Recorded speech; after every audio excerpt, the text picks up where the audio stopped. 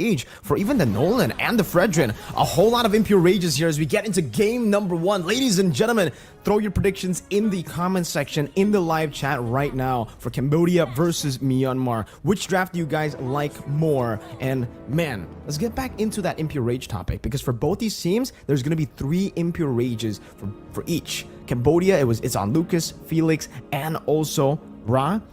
For Myanmar, it's on Ken, Ruby DD, and Juno. It's a very, very interesting start, man. To the emblems as well. A lot of sustain and prolonged team fights definitely in mind with these impure rages.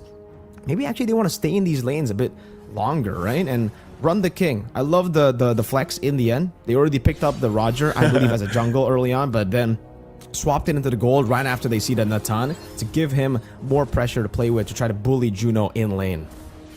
You know, I'm wondering if we'll see this still, where some of the gold lanes still prioritize the Sky Piercer, like even first item. I still want to know if that's actually the best case scenario for some of these matches, especially as they get, you know, a little more competitive in terms of these compositions, like this kind of composition. All right, we're going to take a little breather here, but this kind of composition for both teams is very well rounded, because on one side for, of course, you know, Lucas, he has this Nolan pick. You can burst people down quite early, and whereas on the other side, your gold laner, and that's to be paired up with Roger. Roger actually scales up pretty well too quickly. Whereas again, on the other side, Nathan specifically has to take some time, but you pair it up with a Farsa who's good early game damage. So I feel like they cover their bases from early to late game. And this might be one of the series where we see one of the games get past that 20-minute mark. I'm hoping we do, because then we really get to see things kind of fall into place, especially the factor of having the Sky Piercer on some of these members, some of the new defensive items, and we'll see how exactly, even for, you know, Myanmar, how they want to deal with that. For Myanmar, it's definitely going to be a mid to late game that they're looking for, right? With their composition with the Farsa and the Natan already, very early. Oh. This could be a first blood already. Vengeance going to be used by Sarium Felix, but he's going to be just fine. And now the response back to it. Ruby DD could be in trouble. This might be the first blood flicker on the defensive. Ooh. Now gets knocked back up. They re-engage. Ruby DD still going to be alive. Appraiser's Wrath comes dropping down, and now Justin, what a flicker forward to come in and get the kill. Ruby DD ends up going down in the exchange, and they're still on the hunt. Not sure if Boxing is actually going to be able to chase them down there, but that's fine. It's a 1-for-1 trade. Wow, and now the turtle's up.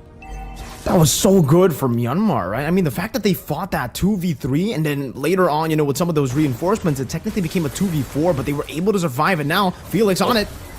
They're going to go for it. Ken able to get the turtle. Feathered Airstrike comes down to get the kill on Lucas, too. Sorry, I'm Felix to drop as well. Myanmar comes out swinging for the first objective. Well played again. They were able to get a solid win in the bottom lane because they technically won with a man disadvantage, utilizing that to then clear out in the bottom lane. And now another skirmish. Final Slash already going to be used, all fighting for this orange buff, still duking it out. Look at the damage. Oh, we're going to miss some of the action in the bottom. It looks like Boxing is still going to be alive. And we missed it, but Ruby DD went down, and we're looking at the top lane while that all happened. But it looks like Ruby DD ended up falling in the exchange. Again, for Myanmar, I guess there's a little bit of give and take here and there, right? For them, another fight? Oh, another fight in the mid lane? All right, they get raw, so Myanmar, they're not stopping. You know, they might have lost a couple here, but they keep finding these little moments of winning for across the map. So with that, let's take a quick look. Items falling into place here. Nothing first item locked in just yet. Yeah, this is quite concerning though, at least for the Nolan, right, for Lucas. The fact that he is on the same level as the Fredrin early on is not really a good look, because on the Nolan, you want to utilize that faster clear speed to try to bully the Fredrin in terms of at least XP. And even though, you know, they were able to get some of these kills in the bottom lane, they weren't able to fully capitalize on it and punish Myanmar in that turtle take. They rushed it, they went for it, but it was stolen away eventually by Myanmar. And now Boxy... Oh. Boxing jumps in. Not sure if he's gonna get the setup. He does get the No Inferior. He's still up for a little bit longer. They're gonna find it out. Justin, though, won't be able to escape or run. And now the Appraiser's Wrath drops down, fighting under. They're quite low, but Lucas here to help them fight and disengage. I'm surprised Cambodia, no one drops from that. I don't even know how Boxing was actually able to survive that. Minoan Fury plus the motivational roar, I guess, was enough. And now Ken can focus on Lucas. This could be another pickup they're looking for. Gets dragged back in as Lucas will now fall as the turtle spawns. That was already so good for Cambodia, the fact that they were able to get that dub, outplaying Myanmar. But in the end, Lucas staying in that bush, opening it up a bit too early, and now Ken has a massive advantage. It should be a free turtle in Myanmar, and he should be able to just retry this, and that's what he does. Ken going up again, a little bit of that skirmish happening, but I don't think they're going to really come in bottom lane, though. Oh. Run, gonna be a trouble. Yeah, that's the burst damage we were talking about. Justin now, like we were mentioning, a key player here for this lineup from Myanmar. And right now he's doing really good at just scaling up on this far side. The scaling is going to be very, very good for them. Again, for Myanmar, everything's going to plan because technically for them, it's all about just playing around this early to mid just by trading. As long as they stay even across the board against Cambodia, their composition will actually outscale. The fact that they're winning makes it even better for this Natan, for this Farsa. The Farsa early on already very, very good, especially right after level 4, but now it's going to be in that limbo state. If she can get a few more kills, actually, you know what? Justin's already on 3 kills, so this is already a snowballing Farsa. So coming into the 7th, 8 minute later when the third turtle spawns, Myanmar will have such a crazy amount of damage to play with, crazy amount of burst. And at this point, Juno might actually also participate in these skirmishes, because usually on the Natan, at least before the Holy Crystal, you really don't want the Natan to participate in the fights. But for Myanmar, I think most of their members are actually quite ahead, so they might actually be able to utilize this fully to go for these skirmishes, to force Juno to snowball even faster, because he's already on the way to the Starlium side. Right after he gets to Starlium side, it should still be okay. The best way would still be for him to go for, you know, the Holy Crystal before the fight. That would be the best power spike to play with. But hey, if your team's already winning this hard, going and finishing up that Starlium side straight into... Oh my god, that damage straight into the Holy Crystal would be great. But yeah, the Thunderbelt, we were talking about that maybe built up by the Fredrin, but it's Ruby Didi who builds it up first right into the Fury Hammer, so no War Axe, at least not now. And Ruby's going to be doing so much damage with that true damage on the Thunderbelt. Lucas, the fact that he's in the same level as Ken, again, is going to be concerning, because when it comes to the retry battles, Ken has the last hit advantage, right? With that first skill straight into the retry, you're very, very good on that combo. You should be able to utilize it to get that. And now turtle number 3 spawns in the game. Turtle 3, they're going to dance it off once again. I'm offended to find the pole. Now can they get the connection? Eternal Guard going to be dropped as well on top of them all. It's going to be the first one to fall as boxing goes down, and now they have to win the fight. A flicker from Justin, though, keeps them at bay. It's only 1 down for Cambodia. Myanmar can just go ahead and get reset and healed up here. They're going to go ahead and probably start the turtle, but it looks like they call it off for now. Still have to be careful of some of the damage outload from Cambodia, but it looks like as they get in position, they'll check things out. And that's going to be, I mean, Run was able to really push down this turret. Not sure if he's able to get it just yet, but now they find themselves once again at this turtle to fight it out for. Zidez does not have the I'm offended combination, can't force the fight, and Boxy, he has that Minoan Fury, so they go ahead and try to feel this area out. Rudy DD waiting for this flicker final slash combination, gonna go in already. Flickers out himself on the defensive. So this is one time again for the turtle. Feathered airstrike drops down, and it's gonna go for the reset. They want Ken down. They jump in. Rudy DD goes in with a vengeance. Final slash to help him out. It's gonna be Boxy that falls. Eternal Guard gets dropped down. And now still finding out he's still gonna be alive. He's on the run. Ken will go ahead and start up the turtle. It's just a disengage. Meanwhile, Juno pushing in. Zidez will finally fall, but I think Myanmar is happy with that. They get the objective, they get some kills, and everybody tries to make it back in time, but it looks like he stops them out. Sorry, Felix gets the kill before eventually going down himself. What a fight for that last turtle.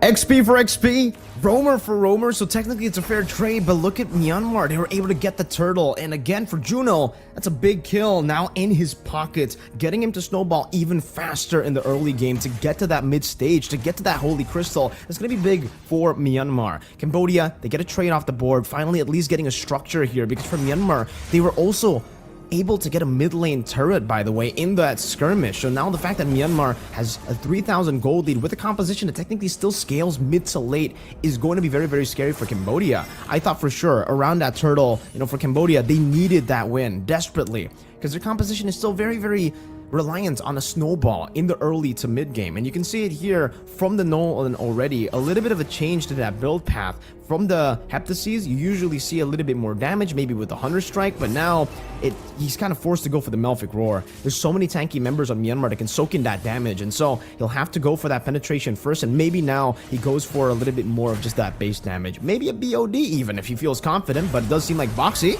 Oh, whoa, Boxy gets caught out a little bit, tries to use that Minoan Fury, but will eventually get taken down. And like you mentioned, especially some of these itemizations, there's Juno. There's the Holy Crystal before that 11-minute mark that we talk about with this Nathan locked in. Sky Piercer also being picked up by Run the King. And with that, this could be a very crucial power spike for both of them. Look at Ken taking a ton of damage. Now Sorry Felix is going to jump in with the Conjuring Inferno. They're forced back a little bit further. Vengeance already popped as well. So both these teams, I mean, given this whole situation, even with that 3,000 gold lead that Myanmar has, they still have to respect what Cambodia has with this lineup and the possibility of losing a key team fight before this Lord comes up. And now for Myanmar, they can actually start to dictate the pace. City! Yep, City gonna go in. Lucas could be in trouble. Feathered Airstrike won't get the kill. Again, Boxy gonna jump in with a Minoan Fury, tries to knock them up a little bit further. Eternal Guard gets dropped down too. Now Run the King goes in. Can he proc the Sky Piercer? He cannot just yet. And now 2 fall for Cambodia. Myanmar might want more, but they know they have the numbers advantage and they'll go for the Lord. No Minotaur, no Vixana. Ra and Boxy have been taken down in that skirmish earlier. It was a very good re-engage for Boxy. I could definitely see what they were going for there, but the fact that Juno was just able to blink out with that entropy, really crisp, clean positioning from Juno to get himself out of that sticky spot and to outplay that situation. And you can definitely see from that skirmish alone, the burst damage that the Natan has. Yes, I said that right. Burst damage. When you get the Holy Crystal, that skill 1 will basically be burst, especially if you land both of it, with the entropy and the one that's coming out yourself, right? So Myanmar, overwhelming advantage now as we enter the 12th minute of the game, because they've already technically gotten to their mid stage at the 10th minute. That Holy Crystal that should be, you know, that should be actually acquired by the Natan around this minute, around the 12th minute, has been acquired at the 10th minute, so they were able to just dictate the pace, and now they can continuously siege down on Cambodia. And if they get all tier 2s, this is incredible value again. Conceal by Side, and it's only used to just zone them away. The turret splash should get rid of this Lord, and it does, but the fact that Myanmar have taken 2 tier 2s with the first Lord is already very valuable. Now, in the bottom lane, it does seem like Nolan, it seems like Lucas is going to be completely zoned away from their own jungle, and whoa, Felix. Oh, gonna be in trouble. Flicker is out. Eternal Guard gonna be dropped. Vengeance already popped, but it's not enough. As Sorry on Felix gonna fall. Minoan Fury gets the knock up they're looking for, but they finally find Zidiz. But look at Ruby DD in the back. They'll punish Lucas as well as 3 fall for Cambodia, and Myanmar looking up for the 4th. Run the King can't run far enough. He gets stuck in between. Even with the pounce, will finally fall. It's only Ra left to his own devices. And Myanmar has a wave pushing up top and bottom. They're going to go ahead and knock on the base of Cambodia. We'll see if they possibly end the game here or if they have enough time to stall it out. First base turret will go down, though. And it looks like that's all Myanmar can get for now. And that's another Holy Crystal. The fact that Myanmar have been only relying on that one Holy Crystal, the minion waves as well. Cambodia tunnel visioning on that bottom lane, trying to defend in the bottom lane and completely forgetting that the wave was also crashing up top. So those are 2 of the side lanes, and man, at least for Myanmar, that's even more value, right? For Cambodia, that's even more catastrophic. The fact that they only lost the bottom lane turret and they could have actually defended the top base turret would have been great for them, because again, the far lane will be that top lane. But again, the minion waves in the end was able to take that base turret down, so Myanmar will have that far lane control. And it does seem like even in the enemy jungle, they're just claiming territory here. Myanmar slowly but surely entering the jungle, trying to take everything away from Cambodia, suffocating them inside their own base and taking all of their gold, all their resources. Let's see if they go for the fight. Oh, they're just gonna take that. I mean, using all that for the purple buff, they don't want to give it over at all, you know, to Lucas, and they're gonna make him work for it. So this is very crucial for them as this Lord does come up in about 10 seconds from now.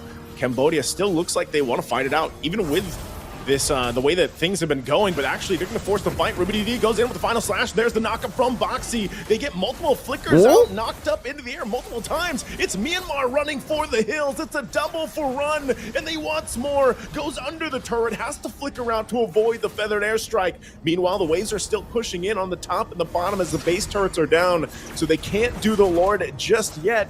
But with 2 members down, Myanmar sets up around the Lord.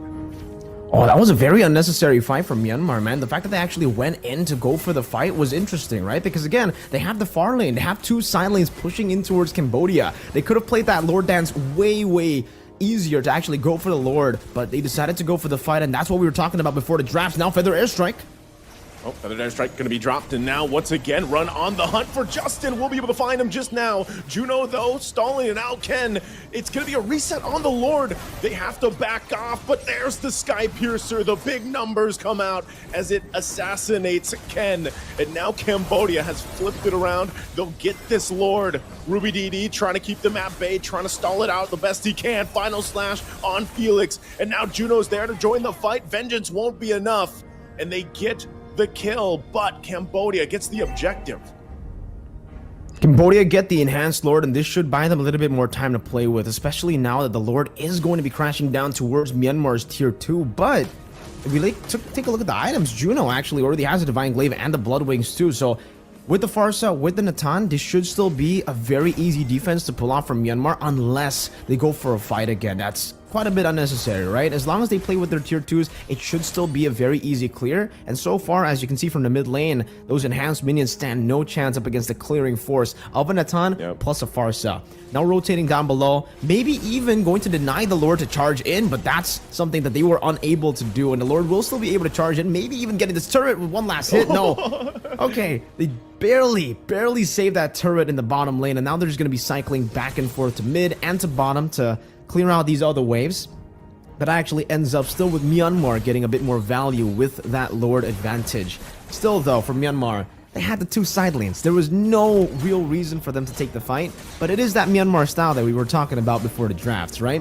They are risk takers. They want to get the game as fast as possible, even with a composition like this. So I definitely I can understand why they went for that skirmish, even though it was unnecessary. It could have maybe ended with an earlier game with their composition already snowballing, but RubyDD's got to respect this. Oh, RubyDD does have the immortality, so it's going to be... Oh, Zidays goes in with the flicker. Couldn't find the Unoffended that he was looking for, and now they're going to have to back off from that big ultimate's already expended. Juno also using the entropy, so they're just going to have to reset. Cambodia knows it. They have everything pretty much online at this point that they need to force a fight. Zidays, though, half health now, has to run the king on the chase. Now they respond under the tier 2 turret. Eternal Guard drop there. Appraiser's Wrath will not be enough to get Boxy. RubyDD once again has the immortality. It's going to go ahead and pop and reset. He flickers out defensively. Back and forth between the 2 teams, really just kind of getting these ultimates out. But the one advantage for Myanmar right now is the base turrets in the base. 2 of them are down for Cambodia. Athena Shield picked up by RubyDD. Would love to see the items, by the way, right now in the 18th minute of the game, because it's coming up into a big Lord fight now, and I would love to see if, Cambodia actually have those item power spikes to play around. With the Roger, he's actually doing so much damage in the later stage of the game. We were actually expecting the early game to go way better for Cambodia, and then the late game to go for Myanmar, but at this point, it's kind of the opposite, right? Like, for Myanmar, they're actually kind of struggling here as we enter the late stage of the game, because Cambodia's team fighting prowess has been very impressive. And I think for Run the King, he might have a bit of that attack speed going for himself with the Sky Piercer, right? I don't know why he's able to actually shred through some of these tanks. Side. Oh, Side. Again, Conceal going to be used, and now Entropy already committed. Fighting once again, the knockups from the Minoan Fury, and now the battle in the mid. Immortality from Felix is going to be popped. RubyDD doesn't have his. He's going to go down by Lucas. That's exactly what Cambodia wanted. They get the numbers advantage now, and they could possibly take this Lord. But Ken might have a different plan in mind, as he wants to get in the zone here. This is the closest we've seen from especially these Lord dances later on, almost the 20-minute mark. They're going to go in. They're quite low. Feathered Airstrike to drop down. Lord isn't going to reset just yet, and remember, it does hurt. You can see the damage from Lucas. Now Zenez once again jumps in, goes in with I'm Offended. They pop the immortality. Run goes on the hunt again. Zenez gets the immortality popped, and now Felix looking for the kill. But Ken gets the Lord in the exchange. His immortality is going to be popped as he gets assassinated from Run the King. But it looks like Myanmar on the hunt. Justin on the chase with the wings by wings. Goes on with a feathered airstrike. Will be able to pop the immortality, but can't get Lucas. And now forced to the base. They only left with a third of the health on the base left, but Myanmar will go ahead and reset with the Lord. What a crazy skirmish to end things here in that Lord fight, man. Oh my god, for Cambodia, it looked so good for them. Able to get one member right before the Lord even spawned, and Ruby Didi was taken out, and they were able to isolate Ruby Didi so well, using the cycle of cooldowns from the side of Myanmar to punish them instead, right? When Justin and Juno used the entropy and the feather airstrike, that's the window of opportunity for Cambodia. And unfortunately for Cambodia, though, even with that man advantage, even with the team fighting advantage, Ken is just him. He walks in, gets the red tree, and now they have an evolved Lord to play with. Evolved Lord to push in. The whole team from Cambodia has to deal with it. It looks like they're going to make quick work of it. Xenis goes in with the I'm Offended. Boxy's still going to be alive, actually utilizing the Minoan Fury, so somehow, some way, Cambodia still defending even against that Lord push. But this will be that last turret in the base going down, and now Myanmar looks to possibly cap out the game here. Half health on the base, so it's up to Cambodia to play the defense. Juno going to jump in with Entropy, Run trying to keep them at bay as well. Doesn't want to commit the Lycan Pounce just yet, but to clear the minions, and it looks like, so far, Cambodia holds on defensively. Oh, Cambodia still with a great defense. They were able to just cycle through those waves back and forth again, staggering those waves. But unfortunately, they will have to, give away at least one turret there. There's no way that base turret would actually survive in that crazy siege that Myanmar was planning up. And now we get to see the items, by the way, for the anti-cuirass and the blade armor. It's already built up by Ken, so at least now we understand why he's so tanky. But looking back at the Roger, looking back at Run, it's actually just a normal build, right? He's utilizing the Windtalker with the Endless Battle right into that Sky Piercer, so utilizing a whole lot of penetration, base damage, and utility. Technically in his kit, yeah, it's still with that movement speed with the Windtalker, and the additional true damage you deal on that Endless Battle to shred through some of these tanks. And already Myanmar are looking to go for perhaps an ambush here, all around. But for... Oh, Ra actually also picks up a Holy Crystal. Those Eternal Guards that have been very big for people down from Myanmar with that Holy Crystal. Myanmar is going to be very careful as to how that Eternal Guard gets used up and to Ra's positioning. Because so far, Ra has been actually playing these team fights so well. Never really being fully targeted or taken down or even low in these skirmishes up until, when Myanmar makes it messy. But it's kind of weird because for Myanmar at least, they want to play it front to back. They want to play it as clean as they can in these team fights, and it's Cambodia who actually want to look for messy team fights. If Lucas, Felix, and Run could actually flank to the back, or if they could find a massive re-engage, that would be great. I'm Offended. Yeah, I'm Offended already going to be expended. So once again, Myanmar, how do they play this out? Knowing that a base is fully exposed from Cambodia, they could take advantage of that if they want to. And that's part of this process for the Lord Dance, and now Sarmian Felix going to try to keep that front line. It's really up to Boxy here to find his own setup. He does have the flicker available. Have to keep an eye on that. Has immortality, so can extend some of his health a little bit longer. Does jump in. There's the Minoan Fury. Not going to be able to find the they're looking for. It's only Zinez. He goes in defensively, but look at Juno's damage. Has to pop the Wind of Nature. Ken could be in trouble now, and on the backside, they're going to force them back even further. Myanmar left to run for the base to heal up, but it looks like Ruby DD will be able to keep them from committing to the Lord just now. We've gone to a point where this is the longest game of the Asian regional qualifiers. Technically, even if we combine the African regional qualifiers, we haven't seen a 23-minute game just yet. So that already breaks the records here just for our game one. And it seems Ruby Didi wants to go in. Oh, huge final slash with a flicker combination, and they'll take out Ra. He's been doing such a good job on positioning, and now gets taken out, and now it's Sarmian Felix. He's trying to extend, but he will go down and Run. Left in it all, and another member falls as Myanmar now dismantles Cambodia, and that's going to be enough for them to possibly just end this game. They don't need the Lord. They'll just go ahead and take down the base further. Minions going to be pushing in. Lucas trying to buy as much time as possible, but Feathered Airstrike is too much, and Boxy as well. The minion waves are already pushed into the mid lane. They'll clean up the kill just for the finesse, and they'll take game number one.